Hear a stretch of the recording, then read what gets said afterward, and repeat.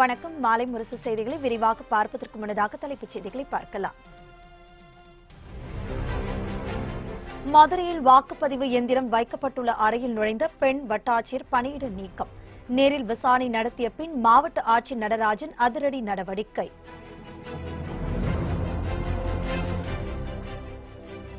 மக்களவைத் தேர்தல் 3ஆம் கட்ட வாக்குப்பதிவு நடைபெறும் இடங்களில் இன்று மாலையுடன் பிரச்சாரம் ஓய்வு. 14 மாநிலங்களின் 115 தொகுதிகளில் அரசியல் கட்சித் தலைவர்கள் தீவிர வாக்கு சேகரிப்பு. பொன்னமராவதி கலவரத்தில் ஈடுபட்ட 1000 பேர் மீது 5 பிரிவுகளின் கீழ் வழக்கு பதிவு செய்து விசாரணை. வன்முறை பாதித்த பகுதிகளில் 3 நாட்களுக்கு பின் இயல்பு நிலை திரும்பியது.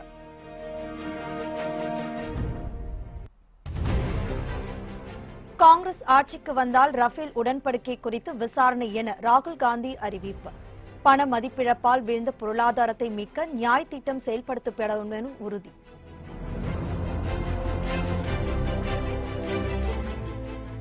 இயேசு கிறிஸ்து உயிர்த்தெழுந்த ஈஸ்டர் திருநாள் உலகம் முழுவதும் கொண்டாட்டம். தேவாலயங்களில் ஏராளமான கிறிஸ்தவர்கள் சிறப்பு வழிபாடு.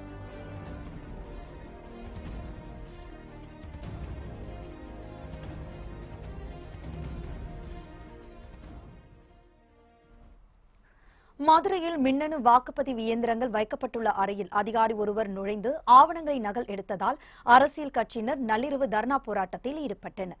கடந்த 18ஆம் தேதி நடைபெற்ற மதுரை மக்களவைத் தேர்தலில் பயன்படுத்தப்பட்ட மின்னணு வாக்குப்பதிவு இயந்திரங்கள் அங்குள்ள அரசு மருத்துவக் கல்லூரியில் வைக்கப்பட்டுள்ளன. இந்த மின்னணு வாக்குப்பதிவு இயந்திரங்களுக்கு 3 அடுக்கு பாதுகாப்பு அளிக்கப்பட்டுள்ளது. இந்நிலையில் நேற்று மாலை பெண் அதிகாரி ஒருவர் வாக்குப்பதிவு இயந்திரங்கள் வைக்கப்பட்டுள்ள அறையில் நுழைந்துள்ளார். 2 மணி நேரத்திற்கு மேலாக அறையில் இருந்த அவர் அங்கிருந்த ஆவணங்களை நகல் எடுத்ததாகவும் தெரிகிறது. இதை கவனித்த போலீசார் அந்த அதிகாரியை தடுப்பு காவலில் வைத்தனர். இந்த சம்பவத்தை அடுத்து மார்க்சிஸ்ட் கம்யூனிஸ்ட் வேட்பாளர் வெங்கடேசன், அமமுக வேட்பாளர், மக்கள் நீதி மய்யம் கட்சி வேட்பாளர், மேலும் பல அரசியல் கட்சியினர் தர்ணா போராட்டத்தில் ஈடுபட்டனர். இதுகுறித்து செய்தியாளர்களிடம் பேசிய மார்க்சிஸ்ட் கட்சி வேட்பாளர் வெங்கடேசன், வாக்குப்பதிவு இயந்திரங்களுக்கு 3 அடுக்கு பாதுகாப்பு அளிக்கப்பட்டுள்ள நிலையில் மாவட்ட ஆட்சியர் அனுமதி இல்லாமல் பெண் அதிகாரி உள்ளே நுழைந்தது எப்படி என கேள்வி எழுப்பினார். இதனிடையே செய்தியாளர்களிடம் பேசிய மாவட்ட ஆட்சியர் நடராஜன், சிசிடிவி மற்றும் மின்னணு இயந்திரங்கள் போலீசாரின் பாதுகாப்பில் பத்திரமாக உள்ளதாகவும், பெண் அதிகாரி சென்ற அறை வாக்கு இயந்திரங்கள் உள்ள அறை இல்லை என்றும் விளக்கம் அளித்தார். இருப்பினும் அந்த அறையும் தற்போது சீல் வைக்கப்பட்டதாக கூறப்படுகிறது. அனுமதியின்றி உள்ளே சென்ற அதிகாரி மீது நடவடிக்கை எடுக்கப்படும் என்றும் ஆட்சியர் தெரிவித்தார். மெட்டீரியல் அடுக்கி வச்சிருக்க ரூம்குள்ள யாரோ வந்ததா சொன்னாங்க. பட் ஆக்சுவலாக இவங்களே போய் பார்த்துட்டாங்க. எல்லாத்தையுமே இவிஎம் மிஷின்ஸ் எவ்ரிதிங் எல்லாமே ஸ்ட்ராங் ரூம் எல்லாமே பக்காவாக இருக்குது. ஒன்றும் பிரச்சனை இல்லை. எந்த இது அவங்களும் பார்த்துட்டாங்க, ஃபுட்டேஜும் பார்த்துட்டாங்க. அதர் மெட்டீரியல் ஸ்டோர் மட்டும் போயிட்டு வந்திருக்கதா சொல்கிறாங்க. அது விசாரணை பண்ணி வி வில் டேக் ஆக்ஷன். எந்த மெட்டீரியலாக இருந்தாலும் சீல் வைக்க சொல்லியிருந்தோம். ஒரு இது சீல் வைக்காமல் இருந்திருக்கு. அது இன்னைக்கு சீல் வைக்க சொல்லியாச்சு. எல்லாத்துக்கு அதர் மெட்டீரியல் ரூம்ஸ் எந்த ரூமாக இருந்தாலும் அங்கே இருக்க அத்தனை ரூமையும் சீல் வைக்க சொல்லி ஸ்ட்ரிக்ட் இன்ஸ்ட்ரக்ஷன் கொடுத்தாச்சு. நைட்டே அவங்களும் சொல்லிட்டாங்க, சார் நாங்கள் வரோம் சீல் வைக்க சொல்லுங்க. எவ்ரிதிங் நீ நைட் இட் சொல் அதர் மெட்டீரியல் ரூம்ஸும் சீல் வச்சிருவோம். எந்த கவனக்குறைவும் நடக்கல, எந்த ஒரு மிஸ்டேக்கும் நடக்கல. வி வில் அதுக்காக என்கொயரி அந்த சிசிடிவி இருக்குது. அதனால ஒன்றும் பிரச்சனை இல்லை. அதுதான் இப்போ என்கொயரிக்கு கூப்பிட்டுருக்கோம். இந்நிலையில் வாக்குப்பதிவு ஆவண அறையில் நுழைந்த கலால் வட்டாட்சியர் சம்பூர்ணத்திடம் மாவட்ட ஆட்சியர் நடராஜன் விசாரணை மேற்கொண்டார். இதைத் தொடர்ந்து அந்த பெண் அதிகாரி பணியிடம் நீக்கம் செய்யப்பட்டதாக தகவல் வெளியாகியுள்ளது. நாடு முழுவதும் 3ஆம் கட்ட மக்களவைத் தேர்தலை சந்திக்க உள்ள 14 மாநிலங்களின் 115 தொகுதிகளில் இன்று மாலையுடன் பிரச்சாரம் நிறைவடைகிறது. 17வது மக்களவைக்கான 7 கட்ட தேர்தலில் 2 கட்ட தேர்தல்கள் நிறைவுற்ற நிலையில் ஏப்ரல் 23ஆம் தேதி 14 மாநிலங்களில் உள்ள 115 தொகுதிகளில் வாக்குப்பதிவு நடைபெறுகிறது. அசாமில் 4, பீகாரில் 5, சத்தீஸ்கரில் 7, கோவாவில் 2, குஜராத்தில் 26, ஜம்மு காஷ்மீரில் 1, கர்நாடகாவில் 14, கேரளத்தில் 20, மகாராஷ்டிராவில் 14, ஒடிசாவில் 6, உத்தரப்பிரதேசத்தில் 10, மேற்கு வங்கத்தில் 5, டாமன் அண்ட் டையூவில் 1 என 115 தொகுதிகளில் வரும் 23ஆம் தேதி வாக்குப்பதிவு நடைபெறுகிறது. இதை தவிர ஒடிசாவில் உள்ள 42 சட்டப்பேரவை தொகுதிகளுக்கும் ஏப்ரல் 23ஆம் தேதி வாக்குப்பதிவு நடைபெறும். இந்த தேர்தலில் 1612 வேட்பாளர்கள் போட்டியிடும் நிலையில் அவர்களில் 570 பேர் மீது குற்ற வழக்குகள் நிலுவையில் உள்ளதாக கூறப்படுகிறது. பிரதமர் மோடி மேற்கு வங்கம், உத்தரப்பிரதேச மாநிலங்களிலும், காங்கிரஸ் தலைவர் ராகுல் காந்தி பீகாரிலும், பிரியங்கா காந்தி, ஸ்மிருதி இரானி கேரளாவில் இறுதிக்கட்டமாக தீவிர பிரச்சாரத்தில் ஈடுபட்டுள்ளனர். இந்நிலையில் 3ஆம் கட்ட மக்களவைத் தேர்தலுக்கான பிரச்சாரம் இன்று மாலையுடன் நிறைவடைகிறது.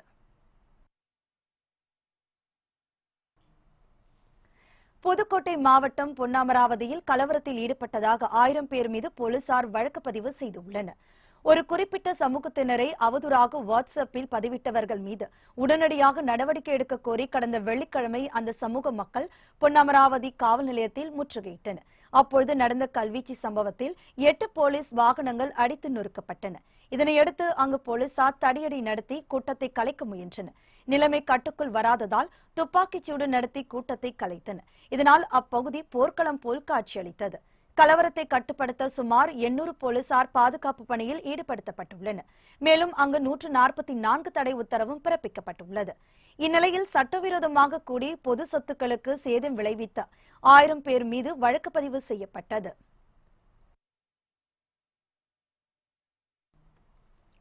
பிரதமர் மோடியின் வாழ்க்கை பற்றிய மோடி குடிமகனின் பயணம் என்ற வலைதள தொடருக்கு தேர்தல் ஆணையம் தடை விதித்துள்ளது. நாடாளுமன்ற தேர்தல் 7 கட்டங்களாக நடைபெற்று வருகிறது. முதல் மற்றும் 2ஆம் கட்ட தேர்தலுக்கான வாக்குப்பதிவு நடந்து முடிந்துள்ளது. தொடர்ந்து பிற தொகுதிகளுக்கான தேர்தலுக்காக கட்சிகள் பிரச்சாரங்களில் ஈடுபட்டு வருகின்றன. தேர்தல் நடத்தை விதிகள் தொடர்ந்து அமலில் உள்ளன.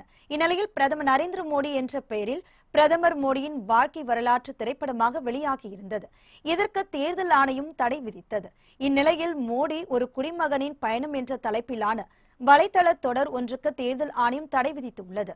இந்த உத்தரவில் தேர்தல் நடத்தை விதிகள் அமலில் இருக்கும் பொழுது எந்த ஒரு அரசியல் அல்லது தனிநபருடன் தொடர்புடைய வாழ்க்கை வரலாறு உள்ளிட்ட காட்சிகள், தேர்தலில் இடையூறு ஏற்படுத்தும் ஆற்றல் கொண்ட விவகாரங்கள் எதுவும் மின்னணு ஊடகம் உள்ளிட்டவற்றில் திரையிடக்கூடாது என தெரிவிக்கப்பட்டுள்ளது. இந்த தடைக்கு எதிராக படத்தின் தயாரிப்பாளர்கள் உச்சநீதிமன்றத்தில் மேல்முறையீடு செய்துள்ளனர். தேர்தல் ஆணையம் படத்தை பார்த்துவிட்டு பதில் தெரிவிக்கும்படி உச்சநீதிமன்றம் உத்தரவிட்டு விசாரணை நாளைக்கு ஒத்திவைத்துள்ளது.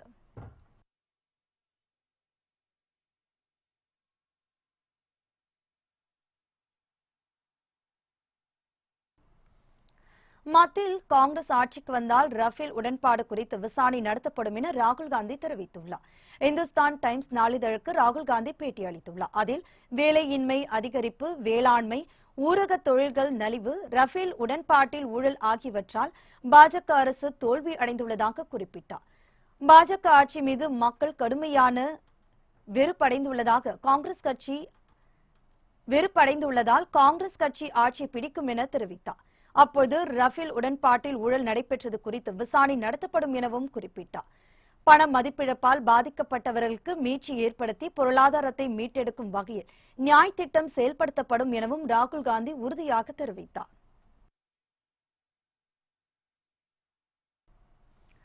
இந்தியாவில் தயாரிக்கப்பட்ட 3வது ஏவுகணை எதிர்ப்பு கப்பல் INS இம்பால் கடற்படையின் பணியில் சேர்க்கப்பட்டுள்ளது. மும்பை மாசகான் கப்பல் கட்டும் தளத்தில் ப்ராஜெக்ட் 15B என்னும் திட்டத்தின்படி கடற்படைக்கு தேவையான கப்பல்கள் கட்டப்பட்டு வருகின்றன. ஏவுகணைகளை தாக்கி அழிக்கும் திறன் கொண்ட INS இம்பால் என்னும் கப்பல் நேற்று கடற்படையின் பணியில் சேர்க்கப்பட்டது. கடற்படை தலைவர் சுனில் லன்பா, அவர் மனைவி ரீனா ஆகியோர் இந்த நிகழ்ச்சியில் பங்கேற்று கப்பலின் இயக்கத்தை தொடங்கி வைத்தனர்.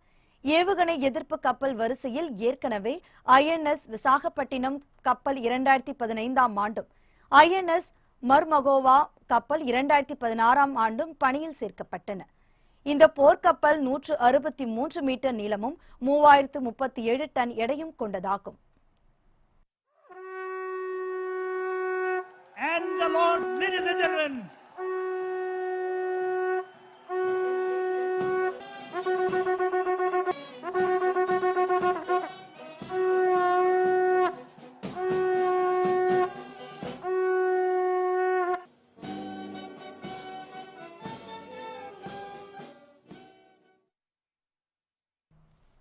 ஜம்மு காஷ்மீர் மாநிலத்தில் பாதுகாப்பு படையினருடன் நடந்த துப்பாக்கி சண்டையில் பயங்கரவாதி ஒருவர் சுட்டுக் கொல்லப்பட்டார்.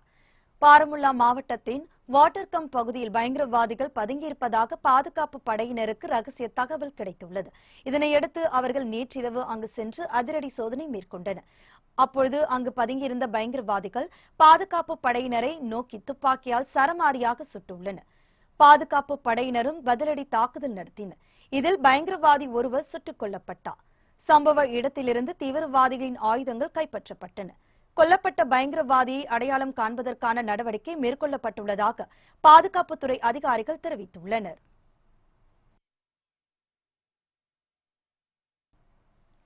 இயேசு கிறிஸ்து உயிர்த்தெழுந்த நாளான ஈஸ்டர் திருநாளை ஒட்டி நாடு முழுவதும் உள்ள தேவாலயங்களில் கிறிஸ்தவர்கள் சிறப்பு வழிபாட்டில் ஈடுபட்டனர். மும்பை மாகிமில் உள்ள புனித மிக்கேல் தேவாலயத்தில் நள்ளிரவில் நடந்த பிரார்த்தனையில் கிறிஸ்தவர்கள் கலந்து கொண்டனர். கோவா மாநிலம் பனாஜியில் உள்ள தேவாலயங்களிலும் ஈஸ்டர் திருநாள் சிறப்பு வழிபாட்டில் ஏராளமானோர் கலந்து கொண்டனர்.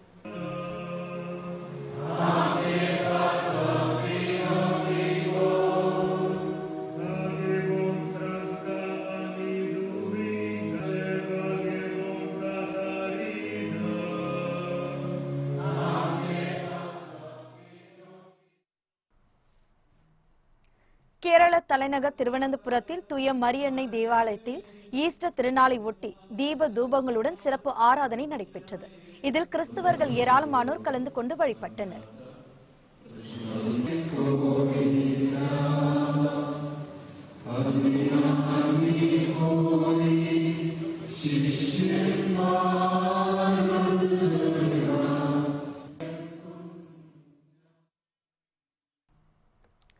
சென்னை சாந்தோம் தேவாலயத்தில் இயேசு கிறிஸ்து உயிர்த்தெழுந்த ஈஸ்டர் திருநாள் பெருவிழா சிறப்பாக நடைபெற்றது.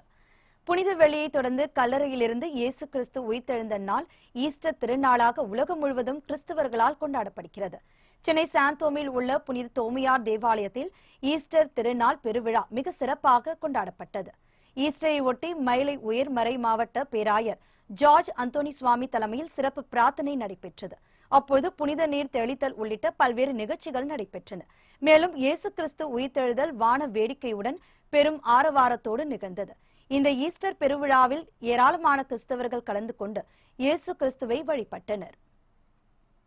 ஈஸ்டர் திருவிழான்றது கடவுள் நமக்காக நம் பாவத்துக்காக அறையப்பட்டாரு, சிலுவையில் அறையப்பட்டாரு. வெள்ளிக்கிழமை புனித வெள்ளி அன்னைக்கு கடவுள் அறையப்பட்டாரு சிலுவையில். 3வது நாள் நமக்காக உயிர் தெழுந்தார். அதாவது நம்ம பாவத்துக்காக மரித்த இயேசு திரும்பி நமக்காக உயிர் தெழுந்து நம்மளோட வாழ்வையெல்லாம் அமைதியா நல்ல சந்தோஷமா வாழ வைக்கிறதுக்காக திரும்பி வந்திருக்காரு. இது ஆக்சுவலி கடவுளுடைய உயிர்த்தெழுந்த நாளை கொண்டாடுறாங்க. அதற்காக இங்கே ஒரு சிறப்பு திருப்பலி ஒன்று நடத்துகிறாங்க.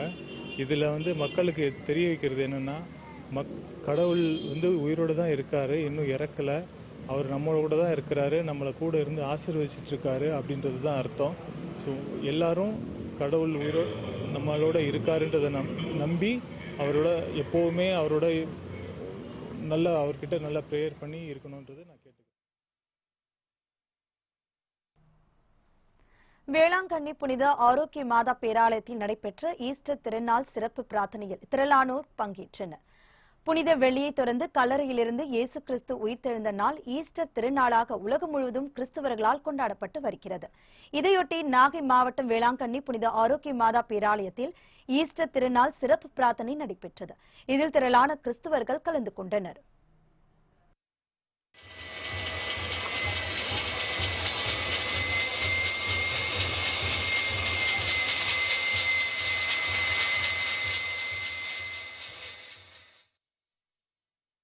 நாட்கள் தவமிருந்து நோம்பிருந்து இந்த நாளுக்காக காத்திருந்தோம். இதோ இறைமகன் இயேசு கிறிஸ்து உயிர்த்தெழுந்த அந்த பெருவிழாவை வழிபாட்டு ரீதியாக இப்பொழுது நாம் கொண்டாட இருக்கின்றோம். இறைமகன் இயேசு கிறிஸ்து உயிர்த்த ஆண்டவர் நமக்கு அமைதியை, சமாதானத்தை வழங்குகின்றார்.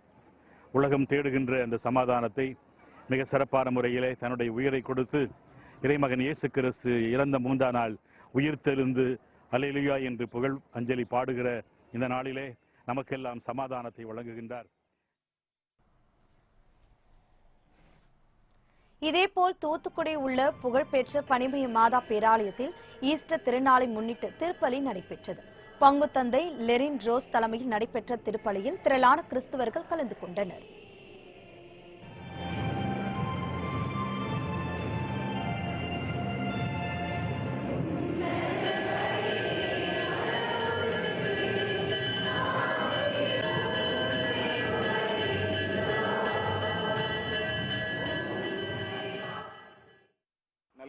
நல்லவர்களாக வாழ வேண்டும். சவால்கள், சங்கடங்கள், எதிர்ப்புகள் வந்தாலும் எதிர்நீச்சல் போட்டு நல்லவர்களாக வாழ வேண்டும். தொடர்ந்து நல்லதை செய்ய வேண்டும். அப்பொழுது ஒருவேளை தோல்வியுற்றதை போல ஒரு நிலை ஏற்பட்டாலும் அந்த தோல்வி நிரந்தரமானது அல்ல, மாறாக அதை கடந்து வெற்றி கிடைக்கும், உயிர்ப்பு உண்டு என்ற ஒரு நம்பிக்கை தருகிற ஒரு திருவிழா தான் இந்த உயிர்ப்பு பெருவிழா. நம்பிக்கை தருகின்ற திருவிழா, தன்னம்பிக்கையை வளர்க்கின்ற ஒரு திருவிழா, தொடர்ந்து நல்லவர்களாக நல்லது செய்வதற்கு நம்மை உற்சாகப்படுத்துகிற ஒரு விழா. எனவே இயேசுவின் உயிர்ப்பை கொண்டாடுகிற இந்த தினத்திலே எந்த ஒரு சூழ்நிலையிலும் எப்படிப்பட்ட ஒரு காலகட்டத்திலும் நல்லவனாக வாழ்வேன், நல்லதை செய்வேன். ஒருவேளை அதற்குரிய சன்மானம் எனக்கு மனிதர் தராவிட்டாலும், ஏன் நான் நல்லதை செய்வதற்காக மனிதர்கள் என்னை தண்டித்தாலும் இறைவன் என்னை ஒருபோதும் கைவிட மாட்டார். நிச்சயமாக நான் நல்லவனாக வாழ்வதற்கும் நல்லதை செய்வதற்குமான சன்மானம் இறைவனுடன் நிச்சயமாக கிடைக்கும் என்கிற ஒரு நம்பிக்கை தருகின்ற திருவிழா தான் இந்த உயிர்ப்பு பெருவிழா. புதுக்கோட்டை மாவட்டம் திருமயம் அருகே குறிப்பிட்ட ஒரு சமூகத்தை இழிவாக பேசிய ஆடியோ வெளியிட்டவர்களை கைது செய்ய வலியுறுத்தி சாலை மறியல் போராட்டம் நடைபெற்றது. திருமயம் அருகே உள்ள கடியாப்பட்டியில் தங்கள் சமூகத்தை இழிவாக பேசிய ஆடியோ வெளியிட்டவர்களை கைது செய்ய கோரி 100க்கும் மேற்பட்டோர் திருமயம் ராயபுரம் சாலையில் மறியல் போராட்டம் நடத்தினர்.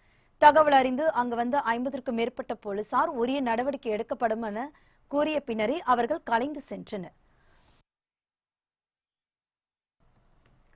ஓசூர் மற்றும் அதன் சுற்றுவட்டார பகுதிகளில் திடீர் மழை காரணமாக விவசாயிகள் மகிழ்ச்சி அடைந்துள்ளனர். ஓசூர் மற்றும் அதை ஒட்டியுள்ள பகுதிகளில் கோடை காலம் தொடங்கியது முதல் கடும் வெயில் சுட்டெரித்து வருகிறது. இந்நிலையில் நேற்றிரவு 1 மணி நேரத்திற்கும் அதிகமாக இங்கு கனமழை பெய்தது. இதனால் ஓசூர் நகரில் சாலைகளில் மழைநீர் ஆறாக ஓடியது. இதனால் வாகன போக்குவரத்து பாதிக்கப்பட்டது. திடீர் கனமழை காரணமாக ஓசூர் பகுதி மக்களும் விவசாயிகளும் மகிழ்ச்சி அடைந்தனர். ஓசூர்ல சில தினங்களா வெப்பம் ரொம்ப அதிகமாக இருக்குது சார். வெப்பம் அதிகமானதுனால என்னன்னா ஸ்கூல் பசங்க ஜனங்க நடமாட முடியாத ரோட்ல வெப்பம் அனல் காற்று வேற வீசிட்டு இருந்துச்சு. அனல் காற்றுனால டூ வீலரில் கூட போக முடியாத மாதிரி ஒரு நிலைமை இருந்துச்சு சார். இன்னைக்கு திடீரென்று மழை பெஞ்சதுனால ரொம்ப குளிர்ந்த காற்று வீசிட்டு இருக்கு. நல்ல மழை ஒரு 1.5 மணி நேரம் 1 மணி நேரம் நல்ல மழை விழுந்துச்சு. நல்ல மழை விழுந்ததுனால நல்லா குளிர்ச்சியா இருக்கு. இதேபோல் தருமபுரி மாவட்டம் பாப்பிரெட்டிப்பட்டி, பள்ளிப்பட்டி, பொம்மிடி, துறிஞ்சிப்பட்டி உள்ளிட்ட பகுதிகளில் நல்ல மழையுடன் பலத்த காற்றும் வீசியது. சேலம் மாவட்டத்தின் பல்வேறு இடங்களில் கடுமையான சூறைக்காற்று வீசியதில் ஆயிரக்கணக்கான வாழை மரங்கள் சாய்ந்ததால் விவசாயிகளுக்கு பேரிழப்பு ஏற்பட்டுள்ளது. சேலம் மாவட்டத்தில் உள்ள ஓமலூர் மற்றும் காடையாம்பட்டி சுற்றுவட்டார பகுதிகளில் பயங்கரமான சூறாவளி காற்று வீசியதுடன் கனமழையும் பெய்தது. இதில் சக்கரைப்பட்டி கிராமத்தில் பழனிசாமி என்பவரது தோட்டத்தில் பயிரிடப்பட்டிருந்த பல ஆயிரம் வாழை மரங்கள் ஒடிந்து விழுந்தன. இதனால் தமக்கு 2 லட்சம் ரூபாய் இழப்பு ஏற்பட்டதாக விவசாயி பழனிசாமி கவலை தெரிவித்தார். மழை காற்றுக்கு சூறாவளி காற்று ஒரு 2 ஏக்கராவுக்கு பக்கமாக வாழை மரம் போட்டு இருந்ததுங்க சார். ஒரு 1000 மரத்துக்கு எல்லாம் காற்று அடித்து எல்லாம் ஒடிச்சு நாசம் பண்ணிடுச்சுங்க சார். இதை எங்களுக்கு கவர்மெண்ட் பார்த்து எனக்கு உதவி எதை பண்ணால் பரவாயில்லைங்க சார். இதை நம்பி பிள்ளைங்க குட்டி பொழைச்சிக்கிட்டு இருக்கோம். அதை கொஞ்சம் பார்த்து கொஞ்சம் பண்ணால் பரவாயில்லைங்க சார். இதேபோல் காடையாம்பட்டி அருகில் உள்ள தும்பிப்பாடியில் ஜெயபிரகாஷ் என்பவர் 2 ஏக்கர் பரப்பில் பயிரிடப்பட்டிருந்த வாழை மரங்கள் சூறாவளி காற்றில் உடைந்து விழுந்தன. இதனால் 3 லட்சம் ரூபாய் அளவுக்கு விவசாயி ஜெயபிரகாஷுக்கு நஷ்டம் ஏற்பட்டது. சூறைக்காற்றால் பல வீடுகளின் மேற்கூரைகள் பீய்ந்து எரியப்பட்டன. பல இடங்களில் மரங்கள் வேரோடு சாய்ந்தன. சென்னை அருகே கட்டுப்பாட்டை இழந்த மணல் லாரி ஒன்று சாலையோரம் நின்றவர்கள் மீது மோதியதில் 3 பேர் உடல் நசுங்கி பலியானார்கள். ராமாபுரம் அடுத்த மணப்பாக்கத்தில் இன்று அதிகாலை லாரி ஒன்று மணல் ஏற்றிக் கொண்டு வேகமாக சென்றுள்ளது. அப்பொழுது அந்த லாரி திடீரென கட்டுப்பாட்டை இழந்து சாலையோரம் இருந்த பேருந்து நிறுத்தத்துக்குள் பாய்ந்து சென்றது. இதில் அங்கு நின்றிருந்த 3 பேர் உடல் நசுங்கி பலியானார்கள். ஜேசிபி இயந்திரம் வரவழைக்கப்பட்டு இறந்தவர்களது உடல்கள் மீட்கப்பட்டன. இந்த சம்பவத்தை அடுத்து தலைமறைவான லாரி ஓட்டுநர் மீது போலீசார் வழக்கு பதிவு செய்து விசாரணை மேற்கொண்டு வருகின்றனர்.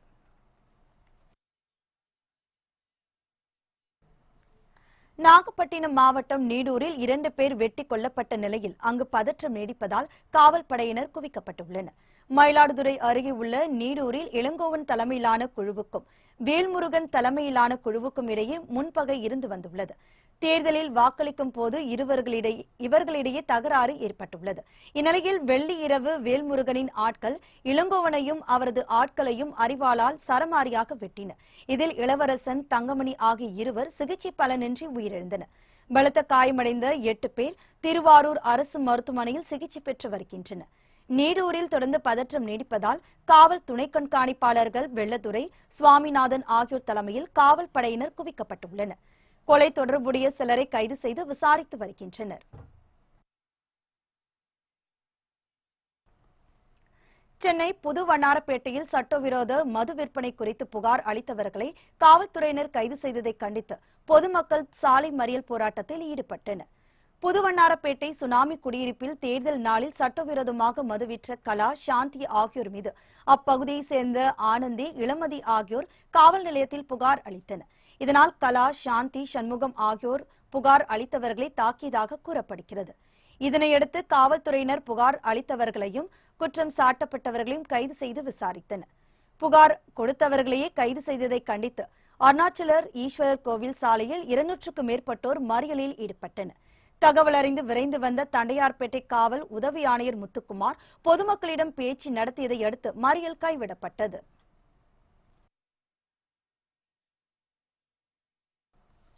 வேலூரில் ரவுடியை ஒரு கும்பல் ஓட விரட்டி வெட்டி கொன்றது அதிர்ச்சியை ஏற்படுத்தியுள்ளது. வேலூர் சத்துவாச்சாரியை சேர்ந்த செல்வராஜ் மீது பல்வேறு குற்ற வழக்குகள் நிலுவையில் உள்ளன. இந்நிலையில் சத்துவாச்சாரியில் நடந்து சென்று கொண்டிருந்த செல்வராஜை ஒரு கும்பல் கையில் அரிவாளுடன் விரட்டி சென்றனர். உயிர் தப்புவதற்காக அருகில் இருந்த ஆவின் பால் குளிரூட்டும் நிலையத்திற்குள் சென்றார். அந்த கும்பல் விடாமல் அங்கு சென்று அவரை கை, கால், தலை ஆகிய இடங்களில் சரமாரியாக வெட்டியது. இதில் பலத்த காயமடைந்த செல்வராஜ் மருத்துவமனைக்கு கொண்டு செல்லும் வழியிலே உயிரிழந்தார். தகவல் அறிந்து விரைந்து வந்த காவல்துறையினர் செல்வராஜின் உடலை கைப்பற்றி பிரேத பரிசோதனைக்காக அரசு மருத்துவமனைக்கு அனுப்பி வைத்தனர். இது தொடர்பாக வழக்கு பதிந்து தப்பியோடிய கொலையாளிகளை தேடி வருகின்றனர்.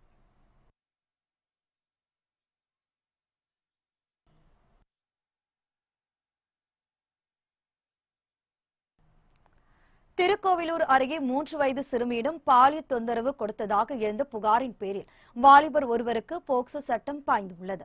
விழுப்புரம் மாவட்டம் திருக்கோவிலூரை அடுத்த கண்டாச்சிபுரம் அருகே வசித்து வரும் மன்னன் என்பவரது மகன் ஏழுமலை. அவர் தனது வீட்டின் அருகில் விளையாடிக் கொண்டிருந்த 3 வயது சிறுமிக்கு பாலியல் தொந்தரவு கொடுத்ததாக கூறப்படுகிறது. இதுகுறித்த புகாரின் பேரில் 18 வயதான இளைஞர் ஏழுமலை கைது செய்யப்பட்டார். திருக்கோவிலூர் அனைத்து மகளிர் காவல்துறையினர் வழக்கு பதிவு செய்து அந்த இளைஞரை போக்சோ சட்டத்தின் கீழ் கைது செய்து சிறையில் அடைத்தனர். தாராபுரத்தில் கணவனை பிரிந்து 2 மகன்களுடன் வாழ்ந்து வந்த பெண் தீக்குளித்து தற்கொலை செய்து கொண்டது சோகத்தை ஏற்படுத்தியுள்ளது. திருப்பூர் மாவட்டம் தாராபுரம் பழைய வீட்டு வசதி வாரிய குடியிருப்பை சேர்ந்த கலைச்செல்விக்கு 2 மகன்கள் உள்ளனர். கலைச்செல்விக்கு காசநோய் இருந்ததால் கணவர் ரவி அவரை விட்டு பிரிந்து சென்று விட்டார். 2 மகன்களுடன் தனது தாய், தம்பி ஆகியோருடன் ஒரே வீட்டில் கலைச்செல்வி வாழ்ந்து வந்தார். கணவருடன் சேர்ந்து வாழ எடுத்த முயற்சிகள் பயனளிக்காத நிலையில் கடந்த 15 நாட்களாக வெறுப்புற்ற மனநிலையில் காணப்பட்டார். இந்நிலையில் நேற்று மாலையில் வீட்டில் உள்ள அனைவரும் வெளியே சென்றிருந்த நேரத்தில் மண்ணெண்ணெயை தனது உடலில் ஊற்றிக்கொண்ட கலைச்செல்வி தீ வைத்துக் கொண்டார். இதில் கடுமையாக தீக்காயமடைந்த அவர் உயிரிழந்துள்ளார். இதுகுறித்து தாராபுரம் காவல்துறையினர் வழக்கு பதிந்து விசாரித்து வருகின்றனர். கணவர் சேர்ந்து வாழாததால் வெறுப்புற்ற பெண் தீக்குளித்து தற்கொலை செய்து கொண்டது அப்பகுதியில் சோகத்தை ஏற்படுத்தியுள்ளது.